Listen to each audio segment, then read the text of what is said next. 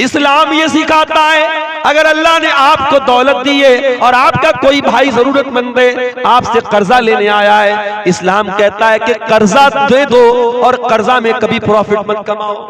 कर्जा में कभी प्रॉफिट मत कमाओ। कर्ज के जरिए प्रॉफिट कमाना इस्लाम के अंदर सूद और ब्याज है और अल्लाह के प्यारे नबी ने इससे मना किया। आज मुसलमान सूद और ब्याज बड़े आराम से खा रहा है।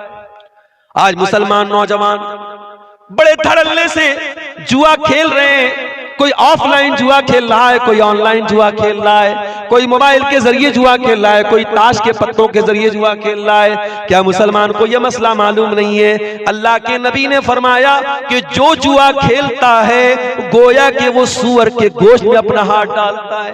जिस तरीके से सूअर का गोश्त खाने वाला है वैसे ही जुआ खेलने वाला है। क्या आपने कुरान की ये आयत नहीं पढ़ी? या अय्युहल्लज़ीना आमनू इन्नमल खम्रु वल मैसिरु वल अंसाब वल अज़लामु रिज्सुम मिन अमलिश शैतान।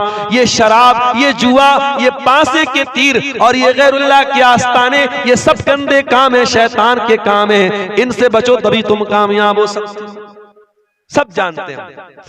ऐसा नहीं कि हमें जानकारी नहीं, हमें इल्म तो है, इल्म के ऊपर अमल नहीं। आज कितने मुसलमान हैं वो अपने मजहब की बुनियाद से ही दूर हैं, तौहीद से ही दूर हैं। उनको पट्टी पढ़ा दी गई, वो जाकर के कब्रों पर सजदा कर रहे हैं। वो जाकर के उनके घरों में चले जाओ, उनके घरों में बड़े बड़े तावीज लगे हुए हैं, उनके गले में देख लो तावीज और धागा लटक रहा है। उनका यह अकीदा है जब तक ये धागा मेरे गले में लटक रहा है, जब तक ये नक्शो निगार मेरे घर में लटक रहे हैं, मेरे घर में बरकत आएगी। ऐ मुसलमान, तेरा अकीदा ही तो तेरी बुनियाद थी, वही तू बर्बाद कर रहा है। इसीलिए मौलाना अल्ताफ हुसैन हाली कहते हैं, करे गैर गरबुत की पूजा तो काफिर, कवाकिब में माने करिश्मा तो काफिर, झुके आग पर बहरे सजदा तो काफिर, जो ठहराए बेटा खुदा का तो काफिर, मगर मोमिनों पर कुशादा है राहें, परस्तिश करे शौक से जिसकी चाहे, नबी को जो चाहे खुदा कर दिखाए, इमामों का रुतबा नबी से बढ़ाए, मजारों पे जा जा के नजरें चढ़ाए, शहीदों से जा जा के मांगे दुआएं, न तौहीद में कुछ कमी इससे आवे, न इस्लाम बिगड़े न ईमान जावे।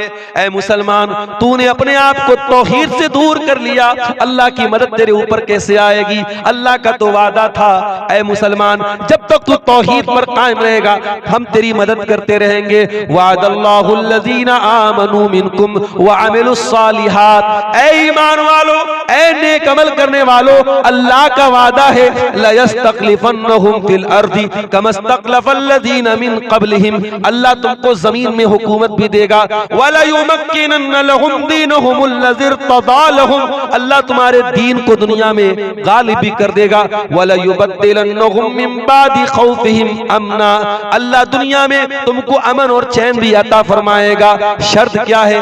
याबुदूननी ला युशरिकून बी शैया, एक अल्लाह की इबादत करते रहना, अल्लाह के साथ किसी को शरीक मत करना।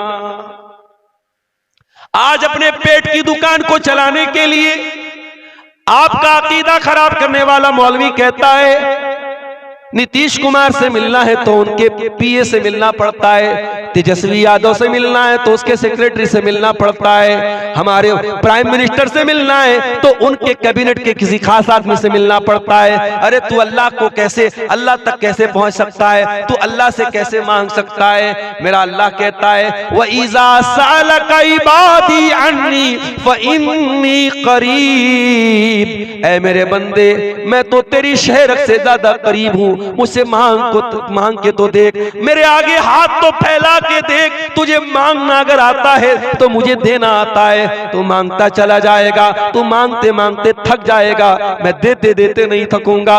वइज़ा सालका इबादी अल्लाह तबारक व तआला हर रात के आखिरी हिस्से में आसमान पर नाजिल होता है, आसमान पे उतरता है, आसमान दुनिया पे उतरता है और कहता है हल मिन मुस्तगफिरिन फागफिर लहू, है कोई मगफिरत तलब करने वाला, है कोई माफी मांगने वाला, है कोई मेरी बारगाह में आंसू बहाने वाला, है कोई सच्ची तौबा करने वाला, मैं उसकी तौबा कबूल करने को तैयार हूँ, है कोई हाथ फैलाने वाला, मैं उसको देने को तैयार हूँ, है कोई मुझसे दुआ करने वाला, मैं उसकी पुकार को सुनने को तैयार हूँ। अल्लाह तो पुकारने का हुक्म दे रहा है और तू कह रहा है कि अल्लाह तो बहुत दूर है, अल्लाह से हम नहीं मांग सकते।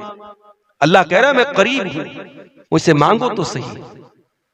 मेरे प्यारे साथियों, आज मुसलमान तौहीद से दूर है, इतना दूर है कि आज भारत की सरजमीन पर मुसलमान की पहचान कब्रों से होती है, मज़ारों से होती है। आज जैसे दूसरे मजहब वालों का एक निशान होता है, हमारे हिंदू भाइयों का ओम बना रहता है, ईसाइयों का उनका क्रॉस बना रहता है, इसी तरीके से सिख मजहब वालों का उनकी पगड़ी होती है। मुसलमान की पहचान क्या है? बहुत सारे कैलेंडर पर आप देखेंगे अजमेर की तस्वीर लगी रहती है, मजार की तस्वीर लगी रहती है। आज इन मजारों को, इन कब्रों को आपकी पहचान बता दिया गया। माफ करना मेरे प्यारे साथियों, ये मजार हमारी पहचान नहीं, ये कब्र हमारी पहचान नहीं, हमारी पहचान ला इलाहा इल्लल्लाह है। हमारे मजहब की बुनियाद यही है, अल्लाह के सिवा कोई पालनहार नहीं, अल्लाह के सिवा कोई मुश्किल कुशा नहीं, अल्लाह के सिवा कोई बिगड़ी बनाने वाला नहीं है। तौहीद से दूर है मुसलमान। इसीलिए अल्लाह के नबी फरमाते हैं, तिरमिजी की सही रिवायत है, ला तक़ूमुस्साअतु हत्ता तलहक़ा क़बाइलु मिन उम्मती बिल मुशरिकीन, क़यामत उस वक्त तक नहीं आएगी जब तक मेरी उम्मत के कुछ लोग मुशरिकों के साथ मिल नहीं जाएंगे। व हत्ता याबुदुल औतान, और मेरी उम्मत के अंदर भी बुतों की पूजा होगी, बुतों की इबादत होगी। और आगे अल्लाह के नबी ने फरमाया कि क़यामत उस वक्त तक नहीं आएगी जब तक 30 से ज्यादा झूठे नबी मेरी उम्मत में पैदा होंगे और हर झूठा नबी कहेगा मैं नबी हूं। अभी आजकल एक वीडियो बड़ा वायरल हो रहा है, एक आधा पागल टाइप का इंसान है, अपने आप को नबी कह रहा है।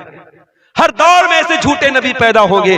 नबी ने फरमाया अना खातमुन नबिय्यीन ला नबिय्य बादी, मैं आखिरी नबी हूं, मेरे बाद कोई नबी नहीं आएगा।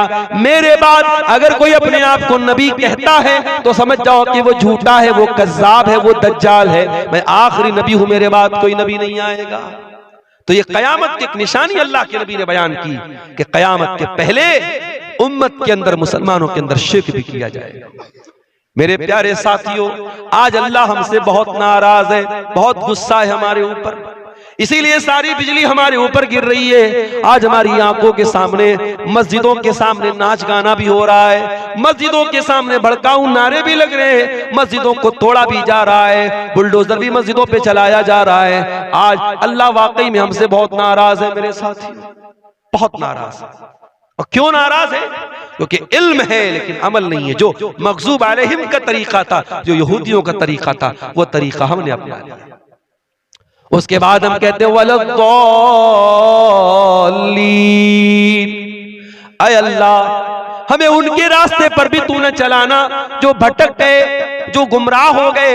कौन गुमराह हो गया? ईसाई गुमराह हो गए, क्रिश्चियन गुमराह हो गए। ऐ अल्लाह क्या गलती कर दी उन्होंने?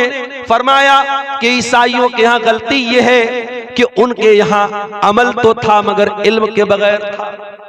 अमल था, बहुत नमाज पढ़ते थे लेकिन दलील के बगैर काम करते थे। ईसाइयों के यहाँ रहबानियत भी थी, उन्होंने औरत से अपने आप को दूर कर लिया, शादी नहीं करते थे, बीवी बच्चों से दूर रहते थे और उन्होंने ये समझा कि इससे अल्लाह राजी हो जाएगा। ईसाइयों के अमल था मगर इल्म नहीं। जैसे आज मुसलमान शबे बारात मना रहा है, आज मुसलमान शबे मेराज मना रहा है, आज मुसलमान ताजिया निकाल रहा है, आज मुसलमान 12 रबीउल अव्वल का जुलूस निकाल रहा है। ये सारा का सारा काम मुसलमान दीन समझ के कर रहा है, सवाब समझ के कर रहा है, नेकी समझ के कर रहा है, जबकि ये सारे काम नबी ने इनका हुक्म नहीं दिया, सहाबा ने ये काम नहीं किया। ये सारा काम दीन के अंदर नया काम है। और मेरे प्यारे नबी अपने हर खुतबे में कहा करते थे व शर्रुल उमूरि मुहदसातुहा व कुल्लु मुहदसतिन बिदा व कुल्लु बिदातिन ज़लाला व कुल्लु ज़लालतिन फिन्नार। सबसे बुरा काम दीन के अंदर नया निकाला गया काम है, और हर नया काम बिदत है, और हर बिदत गुमराही, और हर गुमराही जहन्नम में लेकर के जाने वाली है। कल जुमा का दिन है, आप सूरह कहफ पढ़ेंगे इंशाअल्लाह। सूरह कहफ में ये आयत भी आप पढ़ेंगे, कुल हल नुनब्बिउकुम बिल अक्सरीना आमाला अल्लज़ीना ضل सायुहुम फिल हयातिद दुनिया व हुम यहसबूना अन्नहुम युहसिनूना सुना। ऐ नबी, आप ऐलान कर दीजिए, क्या मैं तुमको उनके बारे में न बता दूं जो अमल के एतबार से सबसे घाटे में होंगे। कौन लोग होंगे? जिनकी सारी नेकी बर्बाद हो जाएगी, सारी मेहनत बर्बाद हो जाएगी। वो तो ये समझ के जाएंगे हम बहुत नेक अमल कर रहे हैं। ये कौन लोग होंगे? ये बिदती लोग होंगे। बिदअत करने वाले का अमल अल्लाह के कबूल नहीं होगा। इसीलिए अल्लाह कुरान के 30वें पारे में कहता है, हल अताक हदीसुल गाशिया वुजूहुन यौमइज़िन खाशिया आमिलतुन नासिबा। कयामत के दिन कुछ ऐसे भी लोग आएंगे जिनके चेहरे पर डर होगा, खौफ होगा, दहशत होगी, डरे हुए होंगे। आमिलतुन नासिबा, बहुत अमल करके आए होंगे लेकिन थके हारे होंगे, अमल करके थक गए होंगे। तस्ला नारन हामिया, भड़कती हुई जहन्नम की आग में डाले जाएंगे। अमल करके आएंगे मगर जहन्नम की आग में डाले जाएंगे। क्यों? क्योंकि अमल बगैर दलील के था, अमल के ऊपर मोहम्मद अकरम की मुहर नहीं थी। मेरे साथ ये नोटबंदी का वाकया किस सन में हुआ था? 19 में हुआ था, 18 में, 17 में। मुझे याद है 2017 में जब नोटबंदी हुई थी, इत्तेफाक से जिस तारीख को नोटबंदी हुई थी, मेरा प्रोग्राम किशनगंज में था, और उसी दिन हमारे प्राइम मिनिस्टर साहब का ऐलान हुआ था कि आज से पुराने नोट बंद। अब पूरे मुल्क में एक डर का आलम बन गया। बेचारी औरतों ने कहां छुपा के पैसा रखा था, सब निकालना पड़ा उनको, सब उनकी पोल खुल गई। और जिनके पास पैसा बचा रह गया वो बेकार हो गया, आज किसी काम का नहीं। सरकार का एक ऐलान हुआ, गवर्नमेंट का एक ऐलान हुआ, और कल तक जो नोट मार्केट में चल रहा था वो नोट एक पल में बेकार हो गया। और अब लोग कह रहे मोदी जी ने जो नया नोट बनवाया बड़ा हल्का नोट है, इसका कलर भी उतर रहा है, ये है वो है, सब कुछ है। मगर भाई जिसको सरकार ने अप्रूव किया चलेगा तो वही, पुराना वाला जितना भी खूबसूरत था वो चलने वाला नहीं। यही मसला दीन का है मेरे प्यारे साथी। आपको क्या अच्छा लगता है ये मैटर नहीं करता, आपकी नजर में कौन सा अमल कैसा है ये मैटर नहीं करता, अल्लाह की नजर में वो अमल अच्छा है कि नहीं ये मैटर करता है, रसूल की नजर में वो अमल अच्छा है कि नहीं ये मैटर करता है। इसीलिए अल्लाह कुरान में सूरह कहफ की आखिरी आयत में कहता है, फमन काना यरजू लिका रब्बिही, जो अपने रब से मुलाकात करना चाहता है, जो जन्नत में जाना चाहता है, जो अपने रब से मिलना चाहता है, जो अल्लाह के यहाँ कामयाब होना चाहता है, वो दो काम कर ले, फलयामल अमलन सालिहा, वो जो भी अमल करे नेक अमल करे, अमल सालिह करे, ऐसा अमल करे जिस अमल के ऊपर अल्लाह की मुहर हो, रसूल की मुहर हो। वला युशरिक बिइबादत रब्बिही अहदा, और अपने रब की इबादत में किसी को शरीक न करे। शिर्क मत करो और बिदअत मत करो, ये दो खतरनाक चीजें हैं। अल्लाह को राजी करना है तो शिर्क से भी बचना है और बिदअत से भी बचना है। तो अल्लाह ने फरमाया, गैरिल मग़दूबि अलैहिम वलद्दालीन, ऐ अल्लाह हमें उनके रास्ते पर भी तू न चला जिनके पास इल्म था लेकिन अमल नहीं था, वलद्दालीन, और उनके रास्ते पर भी तू न चला जिनके यहाँ अमल था मगर इल्म के बगैर था। इसीलिए मेरे भाइयों हम ये कहते इल्म हासिल करो, इल्म हासिल करो। और इल्म कहां से हासिल करोगे? माफ करना, इल्म हासिल करना है तो इन्हीं उलमा से सीखना पड़ेगा, इल्म हासिल करना है तो इन्हीं मदरसों में आपको इल्म मिलेगा। यही कुरान के हाफिज, कुरान के आलिम, कुरान के कारी आपको कुरान पढ़ना सिखाएंगे, यही से आपको हदीसें पढ़ना सिखा, हदीसों का इल्म आपको मिलेगा। कुरान और हदीस का इल्म आज भी आपको इन्हीं मदरसों में मिलेगा। और याद रखो, कोई सूटेड बूटेड होकर के आ जाए, कोई फर्राटेदार इंग्लिश बोलने लगे और आप ला करके जल्दी से उसको माइक दे देगी, साहब ये तो बड़ा सूट पहन के आया है, बड़ी फर्राटेदार इंग्लिश बोल रहा है। नहीं, आपका स्टेज, आपका माइक, इसका भी एक वकार है मेरे प्यारे साथी। और मैं अक्सर सीमांचल के जलसों में बोलता हूं, मुझे बहुत अफसोस होता है अभी आपके इसी अररिया के इलाके का एक मौलवी वो बाकायदा तकरीर में कह रहा है कि मोहम्मद बिन सलमान साहब मेरा वीजा नहीं पास कर रहे हैं, मैंने उनके खिलाफ बोल दिया है, वो मेरा वीजा नहीं पास कर रहे। अबे जाहिल, झूठे, मक्कार, कितना बड़ा फ्रॉड, कितना बड़ा झूठा है तू। पहली बात तो तू झूठ बोलता है, सऊदी हुकूमत के खिलाफ जहर उगलता है, और उसके बाद इस तरीके की कहानी सुनाता, तेरे जैसे न जाने कितने पड़े, तुझे वो वीजा नहीं देंगे उम्रा के लिए, और तू ये समझता है कि सामने पब्लिक जो बैठी है वो जाहिल गंवार पब्लिक है, जो चाहे सुना दो। इसीलिए मैं अपने अहले हदीस भाइयों से कहता हूं, और आपके इस सीमांचल के इलाके में खास तौर से मैं कहता हूं कि अल्लाह के वास्ते आप अपने उन उलमा को दावत दो जो किताब सुन्नत के जानकार हैं। हर अहरे गैरे रत्तु खैरों को स्टेज पर दावत मत दो मेरे साथ। खुराफात बकने वाले, झूठ बकने वाले, मनगढ़ंत रिवायतें बयान करने वाले, किस्से कहानी बयान करने वाले आपके स्टेज पर नहीं आने चाहिए। इस स्टेज का एक वकार है, इस स्टेज की एक हुर्मत है, उसको पामाल मत होने देना मेरे साथ। इल्म सीखना है तो उलमा। ये बड़े नाजुक दौर से हम और आप गुजर रहे हैं, अंदरूनी और बाहरी दुश्मनों से घिरे हुए हैं हम और आप, और कब किसके खिलाफ कौन साजिश कर दे और कहां किसके दामन को लोग फंसाने की कोशिश करें, कोई बईद बात नहीं है। इसलिए हम सब अल्लाह से ये दुआ करें, हमारे जितने भी उलमा जो कुरान और सुन्नत की बातें बयान करते हैं, जिनके जरिए तौहीद की तालीम फैल रही है, अल्लाह हमारे उन तमाम उलमा की हिफाजत फरमाए, आमीन। मेरे भाइयों, ये मदरसे का जलसा है, मदरसा उम्मे सलमा लिल बनात इस इलाके की बच्चियों को दीनी तालीम दे रहा है। आपकी कौम की बच्चियां यहां आकर के दीन हासिल कर रही हैं। मैं अक्सर तकरीरों में ये बात कहता हूं कि आज के इस दौर में हमारी कौम की बच्चियों को ज्यादा दीन सीखने की जरूरत है, इसलिए कि के लिए शैतान ने हजारों रास्ते खोल के रखे हैं। 14 फरवरी की तारीख आती है, वैलेंटाइंस डे के नाम से जो दिन पूरी दुनिया में मनाया जाता है, आप क्या समझते हैं? इस दिन ज़िनाकारी और बदकारी के जो वाक़यात होते हैं, उसमें हमारी कौम की बच्चियों को भी मुब्तला किया जाता है, उसमें मुसलमान लड़कियों को भी गिरफ्तार किया जाता है। इस बेहयाई के सैलाब में हमारी और आपकी कौम की बच्चियां भी मुब्तला हैं, और आज सोशल मीडिया के जरिए और फेसबुक और इंस्टाग्राम के जरिए इस बेहयाई को प्रमोट किया जाता है। अगर आपने इन मदरसों की मदद न की, इन मदरसों को मजबूत न किया, अपनी बच्चियों को इन मदरसों में तालीम न दिलाई, अपनी बच्चियों को कुरान और सुन्नत के जरिए मजबूत न किया, माफ करना मेरे प्यारे साथियों, इस सैलाब को आप नहीं रोक पाएंगे। इस बेहयाई के तूफान को रोकना आपके लिए नामुमकिन हो जाएगा। ये दौर कयामत के करीब का दौर है, ये दौर फितनों का दौर है, ये दौर कदम कदम पर इस्लाम से और ईमान से दूर करने वाली चीजों का दौर है। जब नबी के दौर में, सहाबा के दौर में औरतें दीन के लिए जागरूक हुआ करती थी, अल्लाह के नबी के पास औरतें आती हैं और क्या कहती हैं? गलबर रिजालु या रसूल अल्लाह, अल्लाह के रसूल, दीन सीखने के मामले में मर्द हजरात बाजी मार ले गए।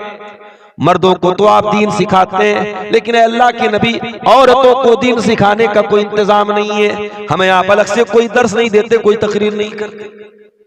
उस जमाने में लाउड स्पीकर नहीं था कि एक तकरीर हो रही है तो इधर मर्द सुन रहे, उधर औरतें सुन रही।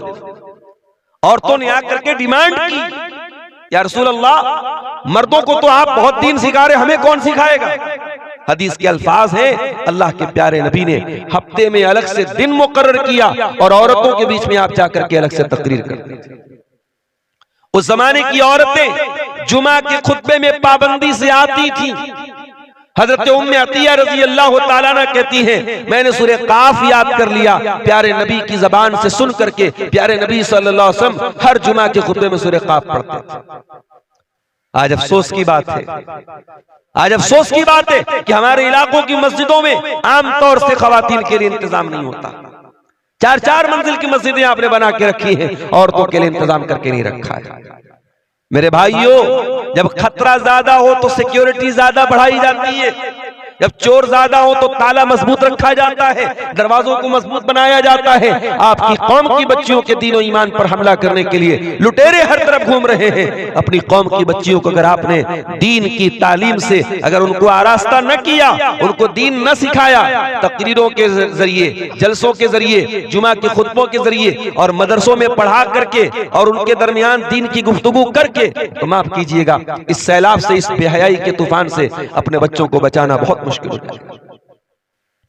और आज हालात आप देख लें, आज की रात आपके इस इलाके में कम असर महसूस होता है। आप पटना चले जाएं, भागलपुर चले जाएं, बारसोई चले जाएं, मालदा चले जाएं, पूरी पूरी रात इबादत हो रही है। शबे बारात के नाम से ये रात मनाई जा रही है। कोई हलवा बैठ करके खा रहा है, कोई मुर्दों को जाकर के कब्रिस्तान में वहां अपने मुर्दों के लिए फातिहा पढ़ रहा है। ये सारा का सारा काम दीन के नाम पे हो रहा है। ये सारा का सारा काम इस्लाम के नाम पे हो रहा है, सवाब के नाम पे हो रहा है, जबकि इस्लाम में इस रात की कोई हकीकत नहीं है। अगर ये रात वाकई में कोई फजीलत की रात होती, जनाब मोहम्मद रसूलुल्लाह सल्लल्लाहु अलैहि वसल्लम खुद इस रात में इबादत करते, आपके सहाबा इबादत करते, आपकी बीवियां इबादत करती। जिस तरीके से रमजान का महीना आता था, अम्मा आयशा फरमाती है, काना रसूलुल्लाह सल्लल्लाहु अलैहि वसल्लम इज़ा दखल अल-अश्र अहया लैलहू व अयक़ज़ अहलहू व शद्द मिज़रहू। जब रमजान का आखिरी अशरा आता था, प्यारे नबी सल्लल्लाहु अलैहि वसल्लम अपने घर वालों को जगाते थे, रात रात भर जागते थे, अपनी कमर कस लेते थे, इबादत करते थे। अगर वही मामला शबे बारात का होता, आज की रात का होता, तो प्यारे नबी से इसका भी सबूत मिलता कि नहीं मिलता। और अभी एक वीडियो मैंने देखा यूट्यूब के ऊपर, फेसबुक के ऊपर, एक आदमी हलवे पर दलील दे रहा है। कह रहे, वो पूछता है कि हलवा कौन सी किताब में लिखा है। अरे हलवा किताब में थोड़ी मिलेगा, हलवा तो कढ़ाई में मिलेगा। इस तरीके की चुटकुलेबाजी से, इस तरीके की फालतू दलीलों से आप अपने हलवे को साबित किया जा रहा है। तो तू साफ बोल देना कि तेरा मकसद हलवा खाना है, तेरा मकसद दीन पर अमल करना नहीं है, तेरा मकसद इस्लाम पर अमल करना नहीं है, तेरा मकसद हलवा खाना है। तो हलवा खाने के लिए दीन को बदनाम मत करो मेरे प्यारे साथी। मेरे अजीजों, हम और आप मुसलमान हैं, और मुसलमान वो कौम है जिसको अल्लाह ताला ने दुनिया की सबसे बेहतरीन उम्मत करार दिया है। कुंतुम खैरा उम्मतिन उखरिजत लिन्नास तअमुरूना बिल मारूफ व तनहौना अनिल मुनकरी व तुमिनूना बिल्लाह। ऐ मुसलमानों, तुम दुनिया की सर्वोत्तम उम्मत हो, सबसे बेहतरीन उम्मत हो, द बेस्ट कम्युनिटी तुम हो। तुम दुनिया के सबसे बेहतरीन समाज से ताल्लुक रखते हो। उखरिजत लिन्नास, तुम्हें इंसानियत को कुछ देने के लिए पैदा किया गया है। तुम मानवता के नजात देने वाले बनकर के आए हो। तुम इंसानियत को कुछ देने के लिए आए हो। तुम्हारे जरिए इंसानियत को कुछ मिलना चाहिए। अभी इलाहाबाद में जो, प्रयागराज में जो मेला चल रहा है, कुंभ का मेला, उसमें कुछ गैर मुस्लिम भाई हमारे भगदड़ में मर गए। तो मैंने एक शंकराचार्य का बयान सुना। उन्होंने कहा कि मुसलमानों ने बहुत सारे गैर मुस्लिमों की मदद की। ये हमारा किरदार, हमारा, वो लोग जो हमारे खिलाफ बातें करते हैं वो भी मानते हैं कि नहीं साहब, मुसलमानों ने हमारी मदद की। कोरोना के दौर में हमने वो मंजर भी देखा था कि बाप मर गया, उसका बेटा अपने बाप की अर्थी को हाथ नहीं लगा रहा है, अपने बाप का अंतिम संस्कार नहीं कर रहा है।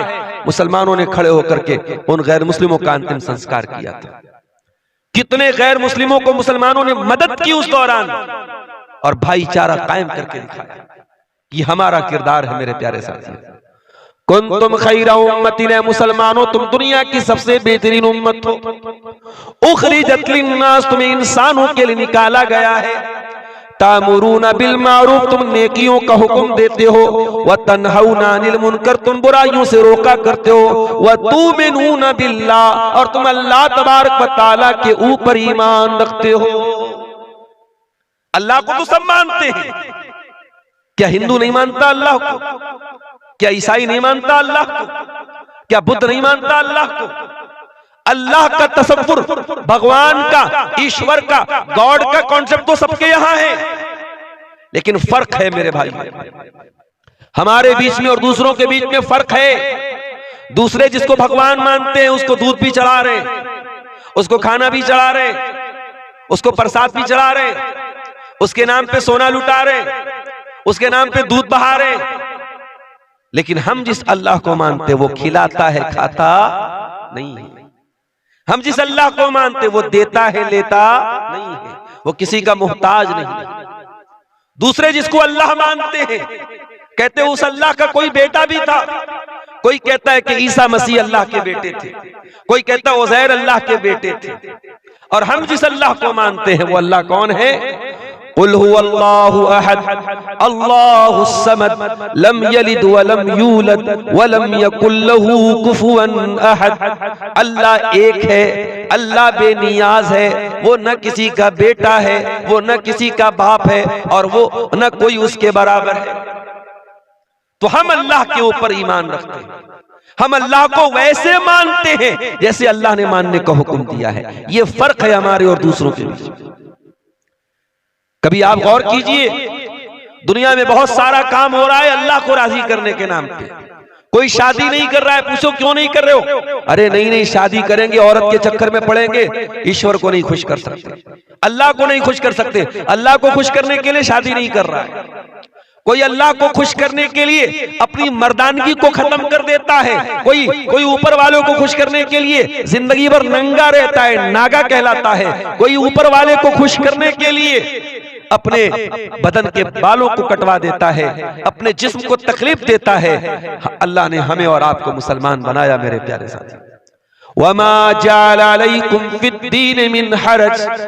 अल्लाह ने जो दीन हमको अता किया उस दीन के अंदर कोई तकलीफ देने वाला हुक्म नहीं है। कोई ऐसा हुक्म नहीं है जिसमें हमें तकलीफ हो, जिसमें हमें परेशानी हो, जिसको पूरा करने में हमको प्रॉब्लम आए।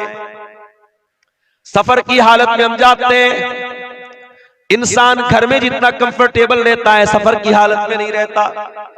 शरीयत ने सफर में आपको नमाज पढ़ने का हुक्म तो दिया, मगर आपकी सफर की तकलीफों को देख करके शरीयत ने आपको आसानी दी। 4 रकात वाली नमाज को 2 रकात पढ़ लेना, मगरिब को इशा के साथ पढ़ लेना, जोहर को असर के साथ पढ़ लेना इजाजत दे दी, छूट दे दी आपको सफर की हालत में। सर्दी का मौसम आया, पानी बहुत ठंडा है और आपके ऊपर गुस्ल वाजिब हो गया, आप नापाक हो गए। अगर गुस्ल करते हैं तो बीमार हो जाने का डर है और पानी गर्म करने का कोई रास्ता नहीं है, तो क्या करेंगे? फतयम्ममू सईदन तय्यबा। शरीयत ने तयम्मुम करने का हुक्म दिया। मोजा पहने हुए आप सर्दी से बचने के लिए, चाहे वो कॉटन का मोजा हो, चाहे वो चमड़े का मोजा हो। सफर की हालत में आप 3 दिन तक, अगर आपने वजू करके मोजा पहना है तो 3 दिन तक और 3 रात तक आप मोजा पहने रहिए, उतारने की जरूरत नहीं है। जब वजू टूट जाए वजू कीजिए, पैर को धोने की जरूरत नहीं है, मोजा पहने रहिए, पैर के ऊपर मसा, बस। ये हमारा दीन है मेरे प्यारे साथी। वमा जाल अलैकुम फिद्दीन मिन हरज। हमने तुम्हें वो दीन दिया है जिस दीन में कोई दिक्कत नहीं है, कोई परेशानी नहीं। हम उस दीन के मानने वाले हैं जिस दीन में शादी ब्याह करने का भी हुक्म दिया गया, बीवी बच्चों का हक अदा करने का हुक्म दिया गया। हमारा दीन हमें कोई रहबानियत नहीं सिखाता। हमारे दीन में शादी ना करने वाले को पसंद नहीं किया गया।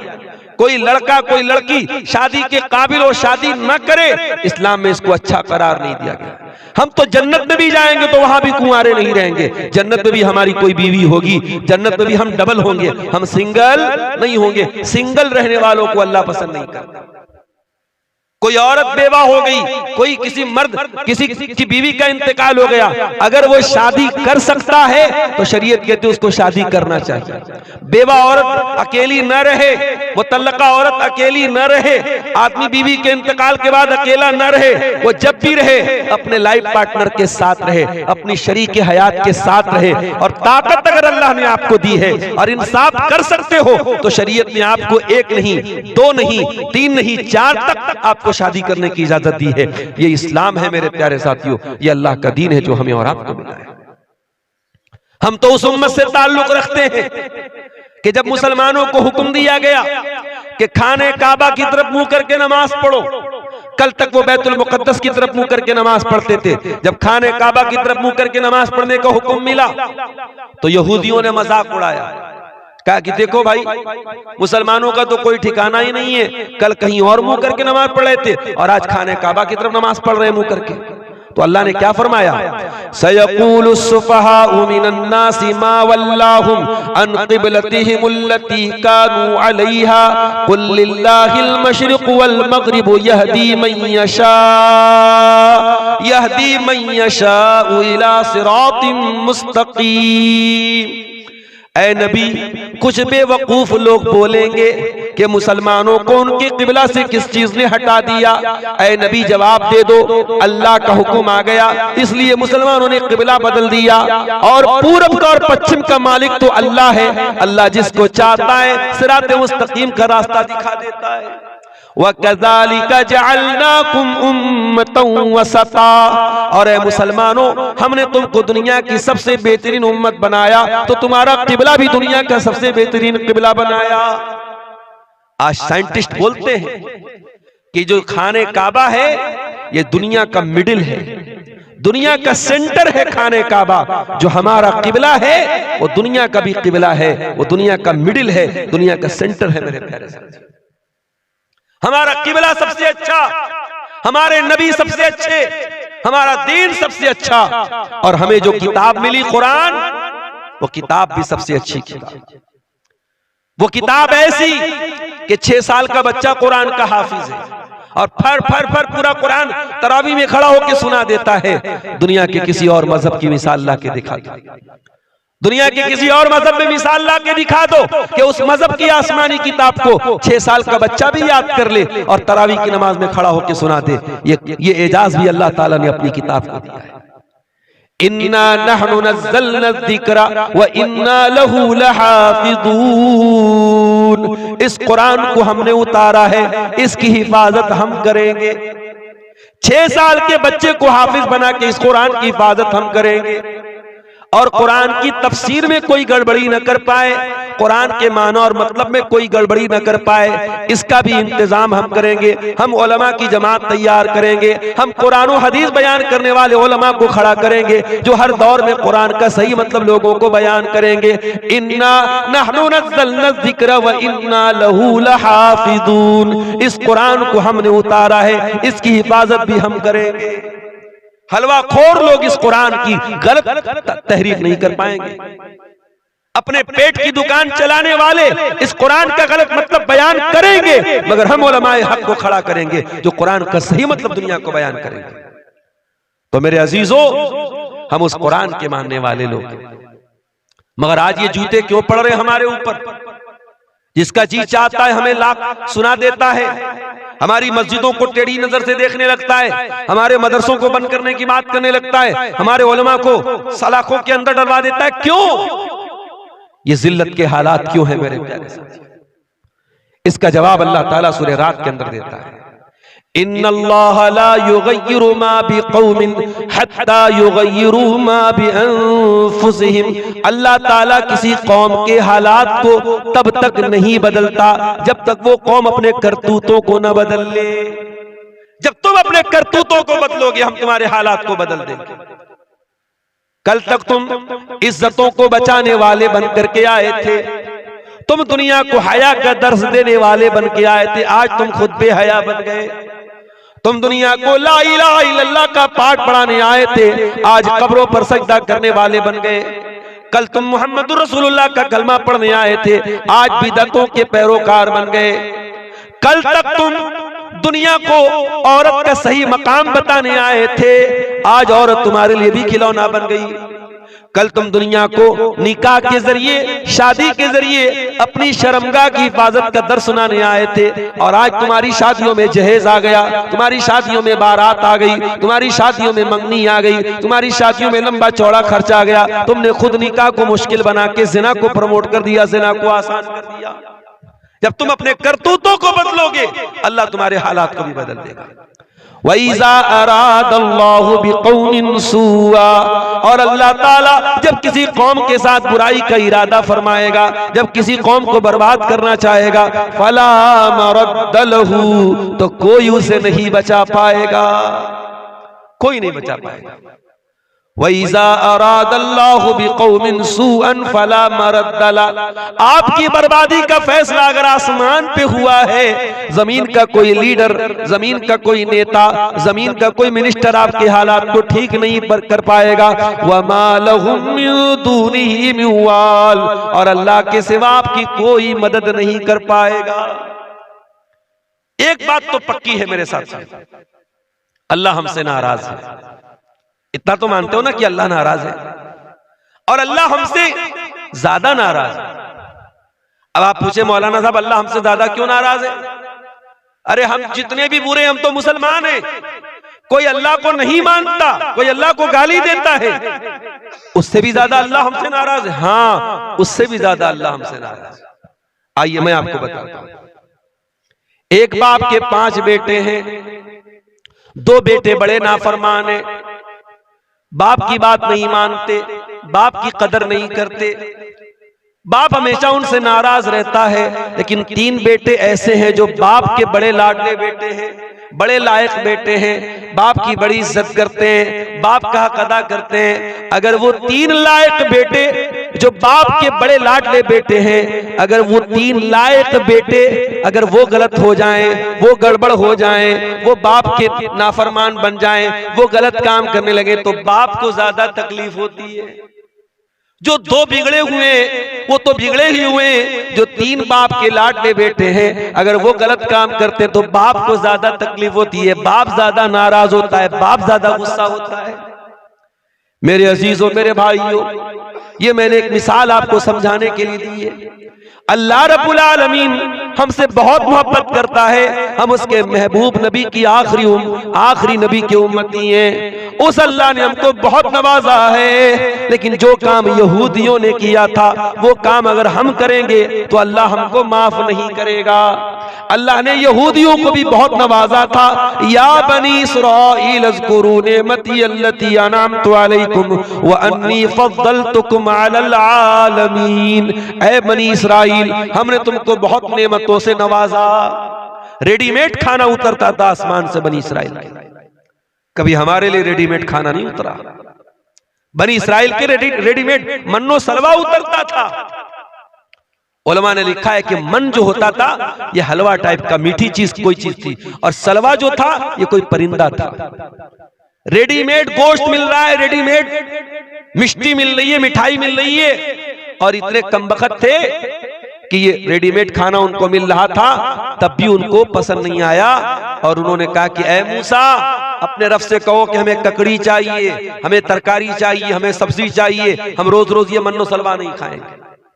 बड़े नखरे उठाए गए बनी इस्राइल के, बड़ी अल्लाह ताला ने उनके ऊपर करम किया, मगर बनी इस्राइल ने क्या किया? ज़ुरिबत अलैहिमुज़्ज़िल्लतु वल मस्कनतु व बाऊ बिग़ज़बिन मिनल्लाह। जलील कर दिया अल्लाह ताला ने, रुसवा कर दिया अल्लाह ताला ने, अल्लाह का गजब उनके ऊपर नाजिल हुआ। इतनी लाडली कौम थी अल्लाह की, अल्लाह ने इतना नवाजा था, मगर दुनिया की सबसे जलील कौम बन गई। जलील कौम बन गई दुनिया की मेरे प्यारे साथी, इतनी जलील कौम बन गई। मुसलमान नमाज में खड़ा होता है, सूरह फातिहा पढ़ता है, क्या कहता है? इहदिनस सिरातल मुस्तकीम सिरातल लदीना अनअमता अलैहिम गैरिल मग़दूबि अलैहिम वलद्दाल्लीन। सूरह फातिहा पढ़ता है मुसलमान, क्या कहता अल्लाह से? इहदिनस सिरातल मुस्तकीम, अल्लाह हमको सिरात मुस्तकीम पे चला, हिदायत के रास्ते पे चला, सही रास्ते पे चला, इस्लाम के रास्ते पे चला। कभी आपने गौर किया? 5 टाइम की नमाज में अगर सुन्नतों को निकाल दो, नफिल को निकाल दो, सिर्फ फर्ज नमाज को अगर सोच लो, 5 टाइम की नमाज में 17 बार आप अल्लाह से दुआ करते हैं, परवरदिगार तू हमको सिरात मुस्तकीम पे चला, हमको हिदायत के रास्ते पे चला। क्यों दुआ करते हो अल्लाह से? हमने रोजी तो बार बार नहीं मांगी, हमने बच्चों की तंदुरुस्ती तो बार बार नहीं मांगी, हमने दौलत तो बार बार नहीं मांगी, हमने हिदायत बार बार मांगी। इहदिनस सिरातल मुस्तकीम, ऐ अल्लाह तू सिरात मुस्तकीम पे चला, इसलिए कि हिदायत से बड़ी कोई नेमत नहीं है, हिदायत से बड़ी कोई दौलत नहीं है। मेरे प्यारे साथियों, इसी मुल्क में करोड़ों लोग ऐसे हैं जो जाहिल नहीं, पढ़े लिखे लोग हैं। कोई अदालत का जज बना हुआ है, कोई वकील है, कोई आला दिमाग वाला है, बड़ा पढ़ा लिखा है, मगर गाय के गोबर को वो खा रहा है, गाय के पेशाब को वो पी रहा है, किसी शर्मगाह के आगे हाथ जोड़ रहा है, किसी पत्थर के बुत के आगे हाथ जोड़ रहा है, किसी नदी को देख करके सजदा कर रहा है, किसी जानवर के आगे सजदा कर रहा है। इतने बेहतरीन पढ़े लिखे लोग, इतने आला दिमाग वाले लोग भी अपने क्रिएटर की, अपने पैदा करने वाले की इबादत नहीं कर रहे, जानवर की इबादत कर रहे हैं, शर्मगाह की इबादत कर रहे हैं, नदी की इबादत कर रहे हैं। मेरे प्यारे भाइयों, उन लोगों के बीच में अगर अल्लाह ताला ने आपको ईमान वाला बनाया है, आपको तौहीद वाला बनाया है, आपकी पेशानी अगर एक अल्लाह के दर पे झुक रही है, आप ला इलाहा इल्लल्लाह पढ़ने वाले हैं, आपसे बड़ा खुशनसीब कौन है मेरे भाई? आपसे बड़ा किस्मत का धनी कौन है? आपसे बड़ा खुशकिस्मत कौन है? इहदिनस सिरातल मुस्तकीम। इसीलिए हम सूरह फातिहा में बार बार अल्लाह से यही कहते हैं, आए अल्लाह, जब तूने हमको मुसलमान बनाया है, इस्लाम पर चलने वाला बनाया है, आए अल्लाह, तूफान आ जाए, सैलाब आ जाए, मुश्किलें आ जाए, इस रास्ते से हमको कभी न हटाना। इहदिनस सिरातल मुस्तकीम, आए अल्लाह, तू सिरात मुस्तकीम पे हमको चलाना। कुछ भी हो जाए, इस रास्ते से हमें हटने मत देना। सिरातल लज़ीना अनअमता अलैहिम, ऐ अल्लाह, हमें तू उनके रास्ते पर चलाना जिनके ऊपर तेरा इनाम हुआ, तेरा करम हुआ, तेरा उपकार हुआ। तू नबियों के रास्ते पे हमको चलाना, तू सिद्दीकीन के रास्ते पे हमको चलाना, तू शहीदों के रास्ते पे हमको चलाना, तू वलियों के रास्ते पे हमको चलाना। लोग कहते ये वहाबी लोग नबियों को नहीं मानते, लोग कहते ये अहले हदीस लोग वलियों को नहीं मानते। अरे नादान, अहले हदीस तो वो है जो पांचों टाइम की नमाज में इमाम बनता है तब भी, मुक्तदी बनता है तब भी, जनाजे की नमाज पढ़ता है तब भी, तरावी की नमाज पढ़ता है तब भी, ग्रहण की नमाज पढ़ता है तब भी, हर नमाज में कहता है सिरातल लज़ीना अनअमता अलैहिम, ऐ परवरदिगार, हमको नबियों के रास्ते पे चलाना, हमको सिद्दीकीन के रास्ते पे चलाना, हमको शहीदों के रास्ते पे चलाना, हमको तू वलियों के रास्ते पे चलाना। हम तो वलियों के रास्ते पे चलने की दुआ करते हैं, मगर हाँ, हमसे ये तो न हो सकेगा कि हम नमाज न पढ़ने वालों को अल्लाह का वली मान ले, हम नशा करने वालों को अल्लाह का वली मान ले, हम इस्लाम के खिलाफ चलने वालों को अल्लाह का वली मान ले, जो हवा में उड़ने लगे उसको अल्लाह का वली मान ले, जो आग पे चलने लगे उसको अल्लाह का वली मान ले। ओ लोगों, कान खोल करके सुन लो, सबसे बड़ा अल्लाह का वली कौन है? अल्लज़ीना आमनू व कानू यत्तकून। सबसे बड़ा अल्लाह का वली वो है जो ईमान वाला हो, जो मुत्तकी हो, जो ईमान वाला है, जो तकवा वाला है, वो अल्लाह का वली है। और अहले हदीस से बड़ा कोई वलियों को मानने वाला नहीं है। हम मानते हैं तमाम वलियों को, हम मानते किसी से? मानते अल्लाह से। सिरातल लज़ीना अनअमता अलैहिम, ऐ अल्लाह, उनके रास्ते पर चला जिनके ऊपर तेरा इनाम हुआ। उसके बाद हम क्या कहते हैं? गैरिल मग़दूबि अलैहिम, ऐ अल्लाह, उनके रास्ते पर तू हमको न चलाना जिनके ऊपर तेरा गजब नाजिल हुआ। अब जरा बताना सिकटिया वालों, ओ बटरहा वालों, ओ आसपास के गांव से आने वाले भाइयों, जरा बताना, ईमानदारी से बताना कि किन के ऊपर अल्लाह का गजब नाजिल हुआ, किन को अल्लाह ने मग़ज़ूब अलैहिम कहा, और किन के रास्ते से बचने की हम हर नमाज में दुआ कर रहे हैं? गैरिल मग़दूबि अलैहिम, ऐ अल्लाह, तू उनके रास्ते पर हमको न चलाना जिनके ऊपर तेरा गजब नाजिल हुआ, जिनसे तू नाराज हुआ, जिनसे तू गुस्सा हुआ। कौन मुराद है इससे? यहूदी मुराद है, इससे यहूदी मुराद है। और हम पांचों टाइम की नमाज में अल्लाह से कहते हैं, अल्लाह, हमें यहूदियों के रास्ते पे न चलाना। ये यहूदी तो बड़े अच्छे लोग थे, अल्लाह के बड़े लाडले लोग थे, अल्लाह के बड़े चहेते लोग थे, अल्लाह ने बड़ा इनाम से इनको नवाजा था। मगर जब ये यहूदी हराम खोर हो गए, ये सूद खोर हो गए, ये ब्याज खोर हो गए, ये नबियों को कत्ल करने लगे, ये नबियों का मजाक उड़ाने लगे, जब ये अल्लाह को नाराज करने लगे तो क्या हुआ? फबाऊ बिगज़बिन मिनल्लाह, अल्लाह के गजब के हकदार बन गए। ओ मुसलमानों, कान खोल करके सुन लो, अल्लाह का कानून सबके लिए बराबर है। जो काम यहूदियों ने किया वही काम हम करेंगे तो हम भी अल्लाह के गजब के हकदार बन जाएंगे। और आज अल्लाह के गजब के हकदार हम बन चुके हैं। हर तरफ से जूते पड़ रहे हमारे ऊपर, हर तरफ से जलील हो रहे हैं, अल्लाह के गजब के हकदार बन रहे हैं मेरे साथ। हम अल्लाह से क्या कहते हैं? आए अल्लाह, तू उनके रास्ते पे हमको न चलाना जो जिनके ऊपर तेरा गजब नाज़िल हुआ। अच्छा, यहूदियों के यहां सबसे बड़ा क्राइम क्या था? सबसे बड़ा अपराध क्या था? यहूदियों का सबसे बड़ा गुनाह क्या था जानते हो? यहूदियों के पास अल्लाह की किताब थी, तौरात थी, यहूदी जानकार थे, इल्म भी था उनके पास, लेकिन जानकारी होने के बावजूद और इल्म होने के बावजूद यहूदी अल्लाह की नाफरमानी करते थे, इल्म के ऊपर अमल नहीं करते थे। ओ सीमांचल वालों, पूरे हिंदुस्तान में सबसे ज्यादा जलसे आपके इलाके में होते हैं, सारे बड़े बड़े मुकर्रिरीन आपके इलाके में आते हैं, सबसे ज्यादा तकरीरें आपके यहाँ सुनी जाती हैं। असर से लेकर फजर तक पूरे दुनिया में कहीं जलसा होता है, आपके यहाँ होता है। ये तकरीरें, ये जलसे, ये प्रोग्राम आप अगर सुन रहे हैं और इस इल्म के ऊपर अगर आपका अमल नहीं है तो ये बहुत खतरनाक बात है। भाई मोटी मोटी बात तो सबको मालूम है ना। कौन सा ऐसा मुसलमान है जो नहीं जानता कि पांचों टाइम की नमाज फर्ज है? सबको मालूम है। इन्नस्सलाता कानत अलल मोमिनीना किताबम मौकूता, बेशक नमाज अपने टाइम के ऊपर फर्ज है, नमाज अपने टाइम के ऊपर फर्ज है। रात भर तकरीर सुनने वाला अस्सलातु खैरुम मिनन नौम की आवाज सुन के सोया पड़ा रहे, तो कान खोल करके सुन लो, ये यहूदियों का तरीका है कि इल्म तो है लेकिन अमल नहीं है। रात भर आपने पर्दे पर तकरीरें सुनी, हया पर तकरीरें सुनी, सुबह आपकी जवान बेटी बेपर्दा होकर घर से निकल रही है, आपकी खूबसूरत बीवी अपना चेहरा खोल करके गांव में घूम रही है। इसका मतलब कि इल्म तो है लेकिन अमल नहीं है। आपने उलमा की तकरीरों में सुना कि निकाह को आसान करो, निकाह को आसान करो, जिना को मुश्किल कर दो। आपने तकरीरों में सुना प्यारे नबी ने फरमाया खैरुन निकाही ऐसरुहु, सबसे ज्यादा बरकत वाला निकाह वो है जिसको आसान किया जाए। आसान निकाह सबसे अच्छा निकाह है।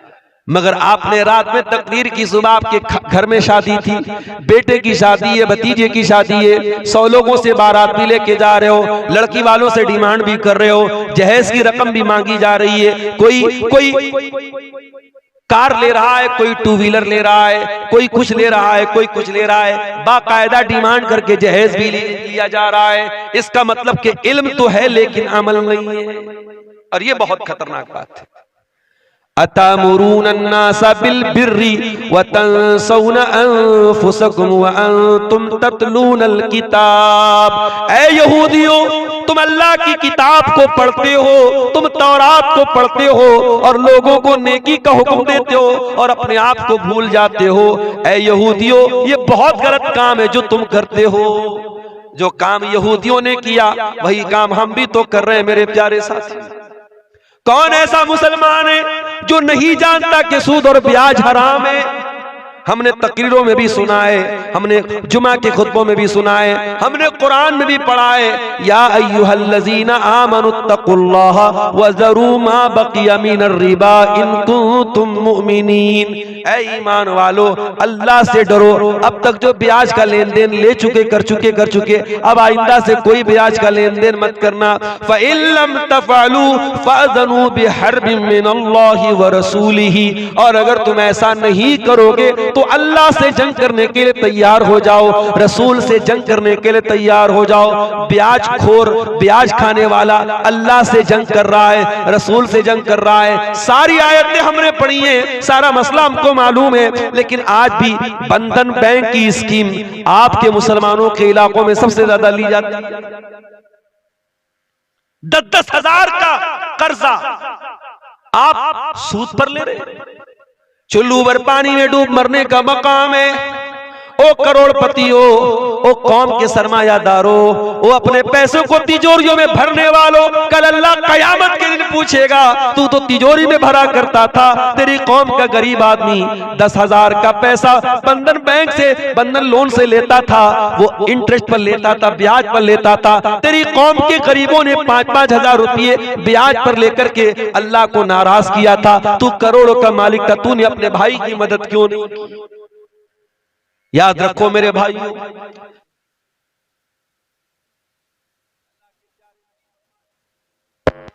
इन्नल्लाह ला यक़बिज़ुल इल्मा इंतिज़ाअन यंतज़िहु मिनल इबाद। क़यामत के पहले कैसा दौर आएगा, अल्लाह ताला दुनिया से इल्म को उठा लेगा। सवाल पैदा हुआ, इल्म कैसे उठेगा? क्या किताबें खत्म हो जाएंगी? क्या मदरसे बंद हो जाएंगे? क्या लाइब्रेरियां बंद हो जाएंगी? फरमाया नहीं, लाइब्रेरी भी मौजूद होगी, किताबें भी होंगी, लेकिन अल्लाह ताला उलमा को उठा लेगा। उलमा दुनिया से धीरे धीरे चले जाएंगे। हत्ता इज़ा लम युबक़ी आलिमन, यहाँ तक कि जब उलमा चले जाएंगे, इत्तख़ज़न नासु रुऊसन जुहाला, लोग जाहिलों को मुफ्ती बना लेंगे। लोग जाहिलों को स्टेज, मैं आज की ज़बान में तर्जमा कर रहा हूँ, लोग स्टेज दे देंगे जाहिलों को। जाहिल मसला बयान करेगा, जाहिल हलाल बयान करेगा, जाहिल हराम बयान करेगा। अरे जो खुद कुरान और हदीस का जानकार नहीं है, वो आपको हलाल और हराम बता रहा है, वो मसला बता रहा है। ऐसा आदमी जब मसला बताएगा तो क्या करेगा? फज़ल्लू वज़ल्लू, खुद भी गुमराह होगा, दूसरों को भी गुमराह करेगा। इसलिए उलमा से इल्म हासिल करो, और इल्म हासिल करो मेरे प्यारे साथी। आज इतना बड़ा इलाका है, आज सर्वे करके जाके देख लेना। मैं तो रात में तकरीर करता हूँ, सुबह निकल जाता हूँ। मौलाना हुसैन साहब आपसे बड़ी जिम्मेदारी के साथ कहता हूँ, जाओ जरा गांव गांव सर्वे करके खाली इतना पता लगा लो कितने लोगों को जनाजे की नमाज की दुआएं आती हैं। जो जलसे में सबसे आगे आगे रहते थे, जिनके मोबाइल पर उलमा के बयानात मौजूद थे, उनको भी जनाजे की नमाज का तरीका नहीं आता, जनाजे की नमाज की दुआएं नहीं आती। कितने अफसोस की बात है। बाप मर गया, बेटा खड़ा होकर जनाजे की नमाज पढ़ रहा है, वो इस काबिल भी नहीं है अपने बेटे की जनाजे की अपने बाप की जनाजे की नमाज पढ़ सके। मेरे भाई, इससे तो बेहतर था कि हम बे औलाद होते। औलाद वाले होकर के क्या फायदा? हमारी औलाद हमारे लिए जनाजे की नमाज न पढ़ सके, हमारी औलाद हमारे मरने के बाद हमारे लिए मग़फ़िरत की दुआ न कर सके। मेरे प्यारे साथियों, अपने बच्चों में से एक बच्चे को कम से कम आलिम बना दो, एक बच्ची को आलिमा बना दो। कम से कम सारे बच्चे दुनियादारी में लग जाएं, एक बेटा आपका ऐसा तो हो जब वो हाथ उठाए तो अपने बाप के लिए दुआ करे, रब्बिरहमहुमा कमा रब्बयानी सगीरा। ऐ अल्लाह, मेरे माँ बाप ने बड़ी तकलीफों से मुझे पाला था, बड़ी कुर्बानियां दी थी, बड़ा जलील किया था अपने आप को। मेरी माँ ने बड़ी गुर्बत का दिन देखा था, मेरी माँ ने गांव के लोगों के बर्तन भी मांजे थे, मेरे बाप ने लोगों के घर की गुलामी की थी। ऐ अल्लाह, मेरे माँ बाप ने बड़ी मुसीबतों में मुझको पाला है, परवरदिगार तू मेरे माँ बाप पर रहम फरमा। ये दुआ कौन करेगा? जो कुरान का जानकार होगा, जो कुरान पढ़ेगा। कम से कम अपने बच्चों को इस लायक तो बना दो मेरे साथ। इल्म दीन सीखो और सिखाओ मेरे साथ। आज हालात ये है, पूरे इंडिया की बात मैं नहीं कर रहा हूं, आपके सीमांचल की बात कर रहा हूं। इतना बड़ा जलसा होता है, मदरसों को चलाने के लिए जलसा कराया जाता है। मैं आमतौर से चंदा नहीं करता, मुझसे भी लोग कहते हैं मौलाना थोड़ा चंदा कर देना। ये मजबूरी क्यों आ गई? क्यों आपको मदरसों को चलाने के लिए जलसा कराना पड़ रहा है? ये भी बहुत बड़ा सवाल है। और इतना बड़ा जलसा, इतना खर्च करने के बाद भी अगर आप अपने मदरसों को नहीं चला पा रहे तो ये कौम के लिए चुल्लू भर पानी में डूब मरने की बात है।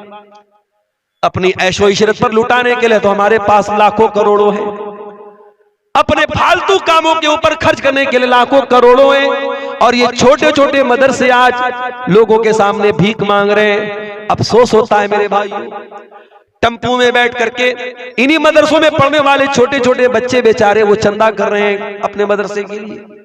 इन्हीं मदरसों में पढ़ाने वाले प्राइवेट टीचर, उनको मदरसे का सेक्रेटरी कहता है जाओ चंदा करके लाना, तब तुमको तुम्हारी तनख्वाह देंगे। 5-6 हजार की तनख्वाह पाने के लिए वो बेचारा, वो प्राइवेट टीचर, वो प्राइवेट पढ़ाने वाला मौलवी बेचारा गांव गांव घूम करके धान उतारता है, चंदा उतारता है, तब जाकर के उसकी तनख्वाह का इंतजाम होता है। ऐसा क्यों हो रहा है मेरे साथ? क्या ये उलमा की तहकीर नहीं है? क्या ये उलमा की तौहीन नहीं है कि आज आपने अपने उलमा को भिखारी बना के रख डाला है?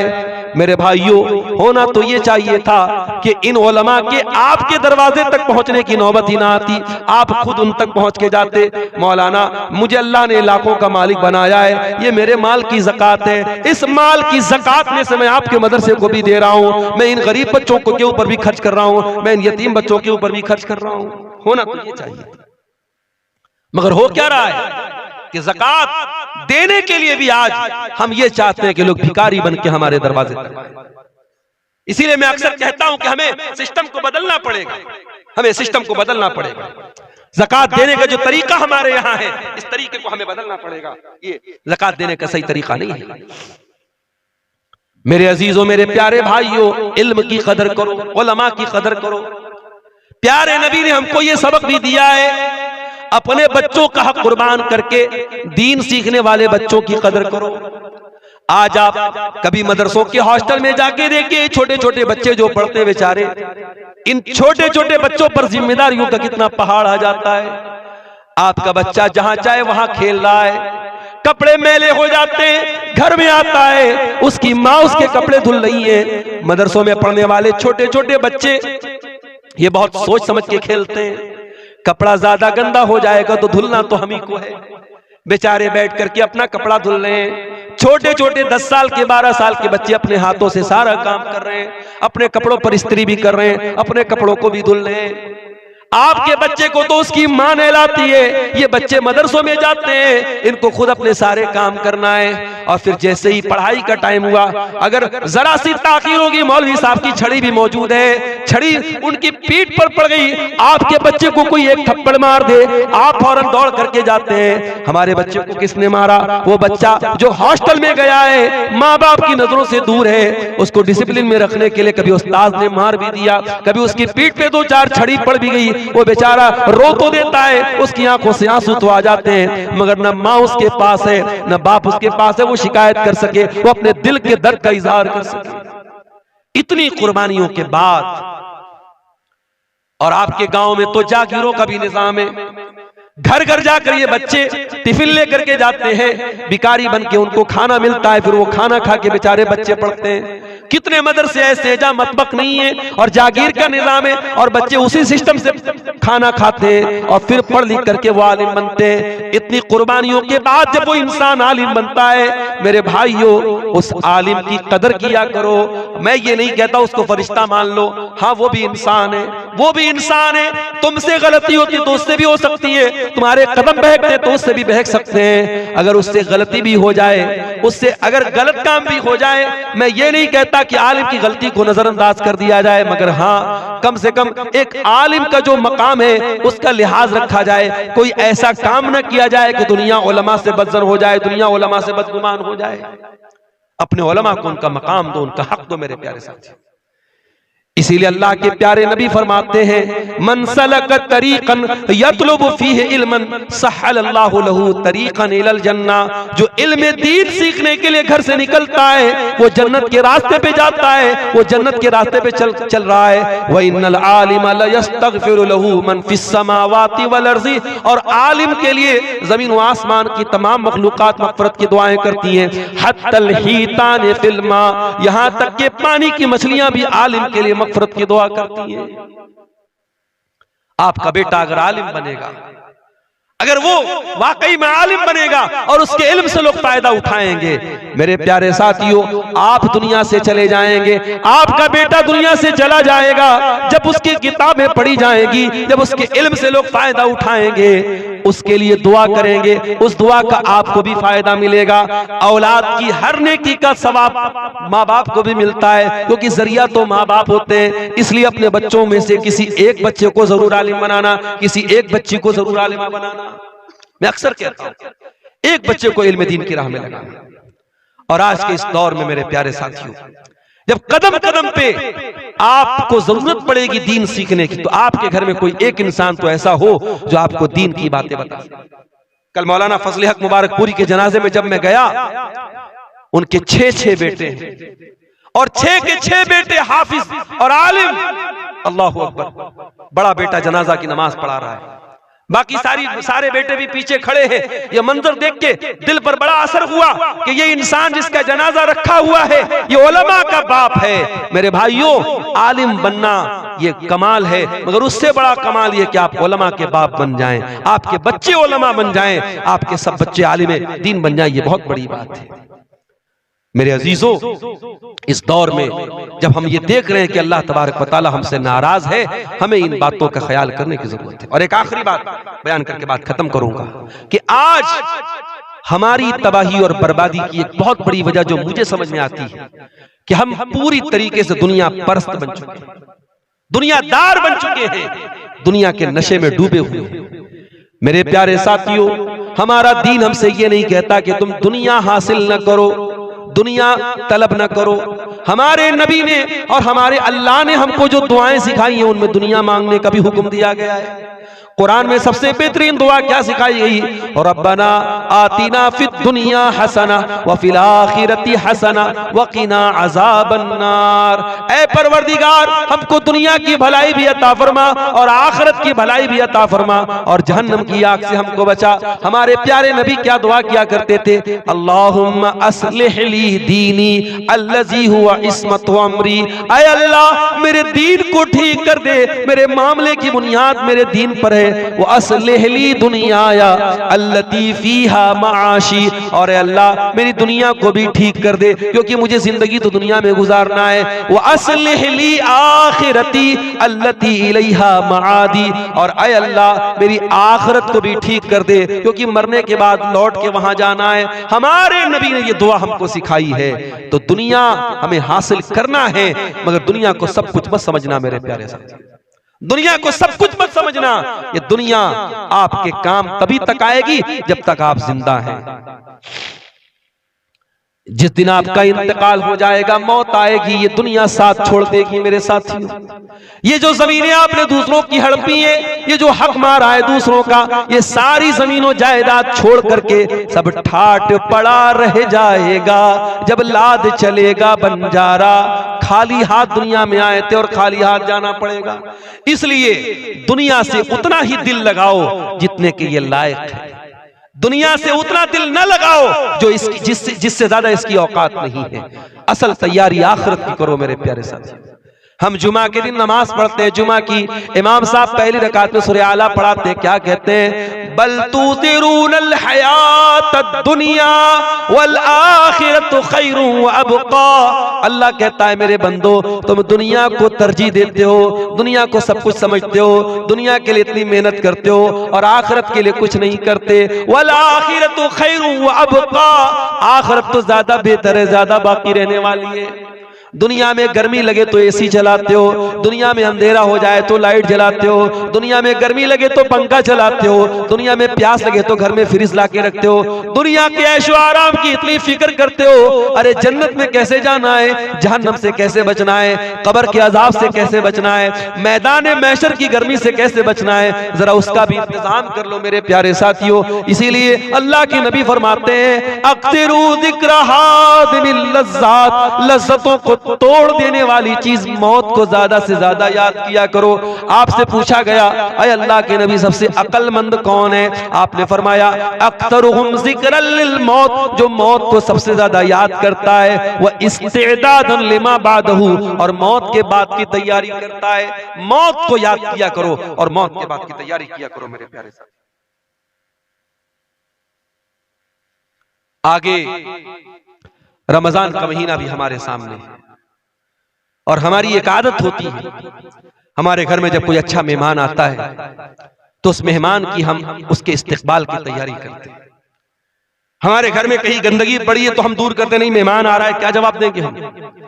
अच्छा बिस्तर बिछाते हैं, अच्छा बर्तन में खाना लाते हैं, आप मेहमान की इज्जत करते हैं। रमजान भी एक बहुत ही खुशनसीब और बहुत मुअज़्ज़ज़ मेहमान बन के हमारे घर में आने वाला है। रमजान का महीना हमें अल्लाह ताला की मग़फ़िरत का परवाना लेके आता है। इसलिए अपने आप को प्रिपेयर करो, तैयार करो रमजान के लिए। अभी से आदत डाल लो कुरान पढ़ने की, अभी से आदत डालो रातों में तहज्जुद पढ़ने की, अभी से नफली रोजा रखने की आदत डालो, ताकि रमजान आए तो आप पहले से उसके लिए ज़हनी तौर पर तैयार रहे। इसीलिए अल्लाह के प्यारे नबी रमजान के अलावा सबसे ज्यादा किसी महीने में रोजा रखते थे तो शाबान में रखते थे। और यह भी याद रखो मेरे प्यारे साथी, रमजान अगर आ गया और आपने रमजान का हक अदा नहीं किया तो यह और बड़ी बदनसीबी की बात है। अल्लाह के नबी फरमाते हैं कि रमजान जैसे ही आता है आसमान के दरवाजे खोल दिए जाते हैं, रहमत के दरवाजे खोल दिए जाते हैं, जहन्नम के दरवाजे बंद कर दिए जाते हैं, शैतानों को जकड़ दिया जाता है। और रमजान में एक रात ऐसी है मन हुरिमहा फक़द हुरिमल खैर, अल्लाह के नबी ने फरमाया कि जो उस रात में इबादत नहीं कर पाया फिर वो किसी भलाई का हकदार नहीं होगा। इसका मतलब ये हुआ कि रमजान बड़ी बरकतों को लेके आता है और हमें और आपको इस महीने का इस्तिकबाल, इसको जो है इसकी बरकतों को कैसे हासिल करें, इस पर हमें गौर करने की जरूरत है। आज बड़े बड़े शहरों में जो दुकानें होती हैं, दुकानों पे सेल लगती है। सर्दी के जो कपड़े होते हैं, जब सर्दी जाने लगती है तो एक सेल लगती है और बड़े सस्ते दामों में कपड़े मिलते हैं। तो सेल जब लगती है तो दुकानों में बड़ी भीड़ लग जाती है। रमजान का महीना भी नेकियों की सेल बन करके आता है। इसलिए मेरे प्यारे साथियों, रमजान का हम इस्तिकबाल करें और कोशिश करें कि रमजान का हम हक अदा करें और रमजान में कसरत से अल्लाह की इबादत करें। और फिर हम ये दुआ भी करें कि अल्लाह उन इबादतों को हमारे कबूल फरमाए। एक सवाल यह आया है कि माँ बाप में अगर झगड़ा हो जाए तो उन दोनों में सुलह औलाद कैसे करें, या वो एक दूसरे पर जुल्म करें तो इंसाफ कैसे करें। देखिए, ये कभी कभी वाकई में बड़ी औलाद के लिए सूरत हाल बड़ी तकलीफदेह होती है, क्योंकि माँ बाप का बहरहाल एक एहतराम भी है और जब उनके दरमियान झगड़े होते हैं तो कभी कभी औलाद भी पिसती है। इसीलिए कुरान की और शरीयत की तालीम यह है कि मियाँ बीवी के दरमियान अगर कभी कोई ना इत्तेफाकी हो भी जाए तो औलाद के सामने जाहिर नहीं करना चाहिए। और कहीं कहीं बाज घरों में बाकायदा लड़ाइयाँ होती हैं, गाली गलौज तक माँ बाप एक दूसरे को करते हैं और बच्चों पर इसका बड़ा बुरा असर पड़ता है। तो बहरहाल अगर औलाद बड़ी है, औलाद बालिग है, समझदार है, तो उसको अपने बाप को या माँ को जिसकी गलती भी समझ में आए उसको समझाना चाहिए, उसकी इस्लाह की कोशिश करनी चाहिए और उनकी इस्लाह के साथ साथ इस बात का भी ख्याल रखा जाए कि कोई नामुनासिब बात ना कही जाए। बाज़ औक़ात ऐसा होता है कि अगर बाप की तरफ से माँ के ऊपर ज़्यादती हो रही है तो बेटा या बेटी जो होते हैं बाप को बहुत कुछ सुना के रख देते हैं और बाप के साथ बहुत ज्यादा बदतमीजी करने लगते हैं। ठीक है, अगर वो अपनी बीवी के साथ गलत कर रहा है तो वो गलत कर रहा है, लेकिन आप बेटे हैं, आप बेटी हैं, आपको अपने बाप का जो हक है वो उसका ख्याल करना है। बदतमीजी करने का आपको कोई हक हासिल नहीं है। आखिर में मेरे साथियों, ये एक सवाल ये आया है कि खतना की दावत देना कैसा है, मुसलमानी होती है बच्चों की, उसकी दावत देना कैसा है। देखिए, खतना की दावत के सिलसिले में उलमा का इख्तिलाफ है। कुछ उलमा ने इसको सही नहीं कहा है, क्योंकि अल्लाह के नबी से या सहाबा से खतना की किसी दावत का सबूत नहीं मिलता है। और कुछ उलमा ने कहा कि चूंकि ये भी एक खुशी का मौका है, खतना कराना भी एक शिआर है मुसलमानों का, और अल्लाह के नबी ने फितरत के कामों में से खतना को भी करार दिया है, तो एक खुशी का मौका है। और किसी खुशी के मौके पर अगर कोई दावत देता है तो उसको कबूल किया जा सकता है। तो बहरहाल इसमें इन दोनों जो उलमा की जो राय है, उलमा की इन दोनों राय में जो बेहतर जो राय है वो ये है कि खतना की दावत से परहेज किया जाए। बाकायदा जो हमारे यहाँ बाज़ औक़ात अकीका की दावत उतनी बड़ी नहीं होती जितनी बड़ी खतना की दावत होती है, तो जो एक सुन्नत दावत है उसको हम छोड़ दें और खतना पर बिला वजह लंबी चौड़ी दावत करें, ये भी मुनासिब नहीं है। और अगर कोई खतना के मौके पर दावत दे देता है तो उसके यहाँ खाया जा सकता है, उसको गलत या हराम नहीं कह सकते। बहरहाल एक खुशी का मौका उसके लिए है, लेकिन चूंकि इस मौके पर सहाबा से या अल्लाह के नबी से दावत का सबूत नहीं मिलता है तो इससे परहेज किया जाए। लड़की की शादी में दावत खिलाना कैसा है? देखिए, इसका भी मसला वही है। अल्लाह के नबी के दौर में लड़कियों की शादी होती थी और हमें सबूत और दलील ऐसी नहीं मिलती कि लड़की वाले भी बाकायदा दावत खिलाते थे। हजरत उम्मे हबीबा, अल्लाह के नबी की बीवी उम्मे हबीबा, जब उनका निकाह अल्लाह के नबी के साथ हुआ तो उनके वली की हैसियत से नजाशी जो थे हबशा के बादशाह, उन्होंने बाकायदा सहाबा को दावत दी थी। तो बाज़ उलमा ने उससे ये दलील पकड़ी है कि लड़की की शादी में भी दावत दी जा सकती है, मगर कोई ऐसा आम रिवाज सहाबा के दौर में नहीं था। इससे इतनी दलील तो मिलती है कि हाँ, कोई दावत देना चाहे तो दे सकता है, मगर सहाबा के दौर में कोई आम रिवाज अगर होता तो और हदीसों में भी इसका जिक्र होता। और आज के दौर में हम खास तौर से ये देखते हैं कि लड़की की शादी में जो दावत होती है, मैं बहुत सारे लोगों को ऐसे जानता हूं जो बाकायदा ज़कात की रकम उतारते हैं, लोगों से मदद मांगते हैं और फिर वो 400-400 लोगों को खाना खिलाते हैं और 2-3 तरीके का आइटम खिलाते हैं। तो ये तो बहुत नामुनासिब बात है कि आप ज़कात उतार करके अपनी लड़की की शादी में आप जो है दावत लोगों को खिलाएं। तो असल तो यही है कि शरीयत में लड़के के ऊपर वलीमा की दावत है, लड़की के घर वालों के ऊपर किसी दावत की जिम्मेदारी शरीयत ने नहीं डाली है। अलबत्ता अगर कोई लड़की का बाप साहिब हैसियत है, अगर वो अपने कुछ मेहमानों को 100-200 मेहमानों को 300 जो भी उसके मेहमान है, अगर वो खाना खिला रहा है, दावत दे रहा है, तो हम उसको नाजायज तो नहीं कह सकते, गलत तो नहीं कह सकते, लेकिन अगर इसको एक रिवाज बना दिया जाए और जरूरी बना दिया जाए और उसकी वजह से गरीब और मिडिल क्लास के लोगों को हर हाल में दावत देनी पड़े, तो फिर इस दावत को भी हमें रोकना चाहिए।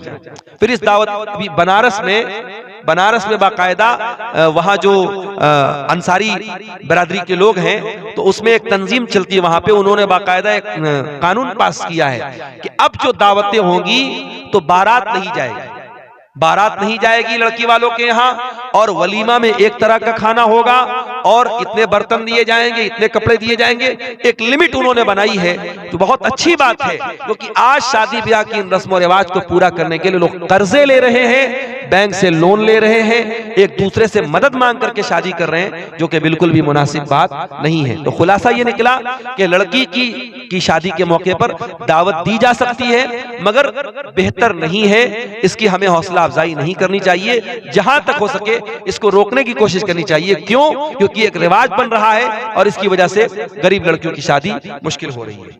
वल्लाहु आलम बिस्सवाब। तो मेरे अजीजों, आखिर में मौलाना हुसैन साहब ने ये मुतालबा भी किया है कि हमारे मदरसे के हक में थोड़ा सा आप ताउन की अपील करें। आइए, ये रात का आखिरी वक्त है, आते आते जाते जाते आप जो हो सके मदरसाओं में